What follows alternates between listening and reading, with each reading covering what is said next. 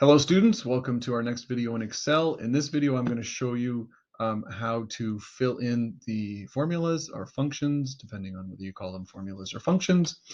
First of all, I just want to show you really quickly that what I can do here is, see this number 7?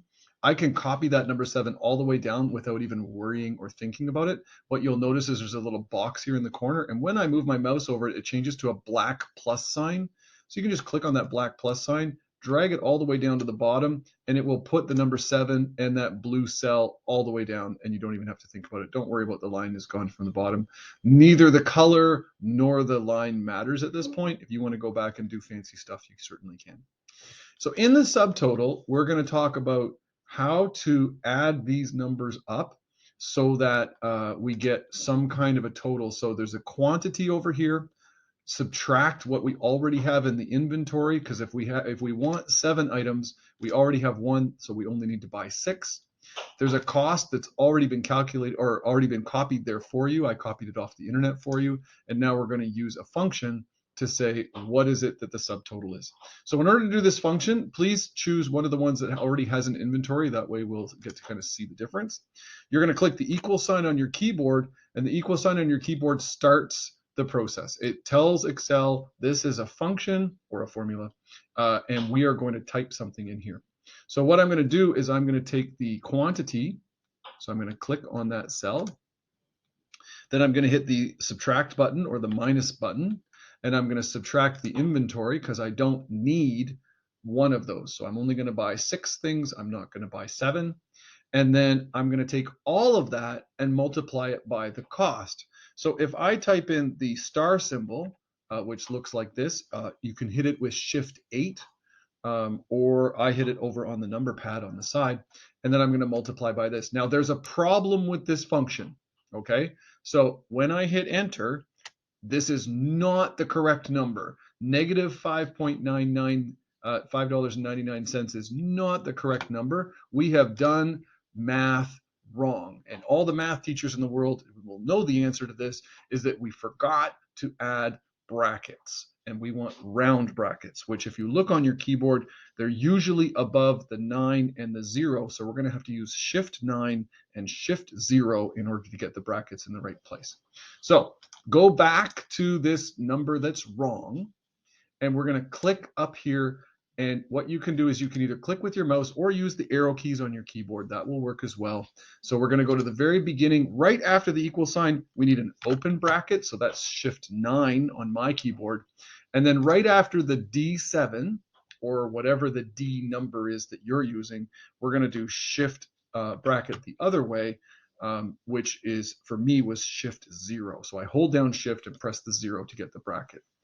That's all I need to change to get the correct function or the correct formula. So now when I hit enter on my keyboard, you can see here that it gives me a subtotal of, in this case, $77.94. If I want to test this, let's test this.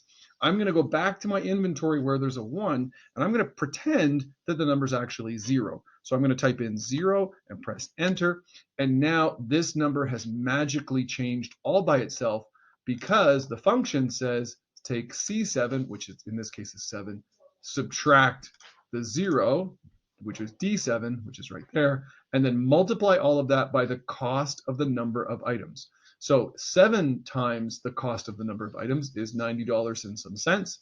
If I go back to the inventory and put that 1 back in, the number magically changes. So this is the way we use the function. Now the next question you're going to say is, Mr. Rich, do I have to do that 25 more times as you go all the way down this column? And the answer is no. What we're going to do is the same thing we used to copy that number 7 down. I'm going to take that function. I'm going to put my mouse in the corner and get that little black plus sign. When I get the black plus sign, I'm going to click and drag all the way down.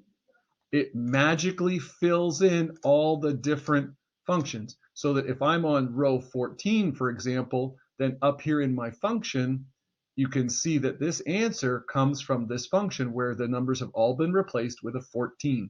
So the row 14 is in all of the function. Okay, so that is now done, except for the top 2 at the top. So I'm going to do the plus sign and just push those up to the top. There we go. This whole subtotal is now done. Dance of joy. celebrate. Okay, now we're going to go down to the total at the very bottom, and we're going to add all of these up. Now, the easiest way to add all of these up is to use a function called sum. So we're going to type in the equal sign. We're going to type in the word sum, which is S-U-M. We're going to open a bracket, which is Shift 9. We just learned about open brackets. And then we're going to drag our mouse over all of these numbers. So I'm going to start with the top number, drag all the way down to the bottom number. And when I'm done, I'm going to close the bracket using Shift 0, which we just talked about earlier. And then I'm going to press Enter. This now gives me the total, which in this case is $2,960, which is, in some sense, which is too much. We'll worry about that later. And then I'm going to go up to the total up here.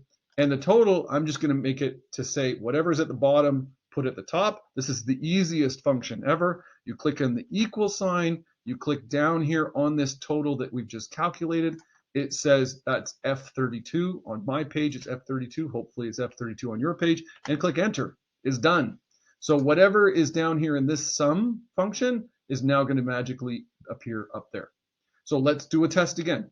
So once again, I'm going to go back to the inventory with this number 1. I'm going to put in a 0 here. When I press Enter on the keyboard, this number changes, the number at the bottom changes, and the number at the top changes. So my whole sheet is dynamic. And the more that I change these numbers over here, the more that these numbers over here will change. For instance, if I decide students don't need saws, why would a student ever need a saw? I can go to all of these and type in 0, 0, 0, 0, and all of the sudden, this is going to give me a lower number. Now, it's actually taking away the value of the inventory. So if you're going to put zeros here, please change the inventory to also say 0. You can add it back later if you choose to. So I would just change those to 0, and that way I don't get negative numbers over here. The brackets, by the way, means negative numbers. Excel does weird things. Don't worry about it. I'm still over $2,000, so let's decide what else do I need to drop down. Choose something, and then drop those numbers down so they're not at 7. Okay? This is your task. You now know how to use these functions. You now know how to set up all 3 of them and how to copy them down. Please save your work to Microsoft Teams in the assignments area, and then you'll be ready to move on to your next activity. Have a great day.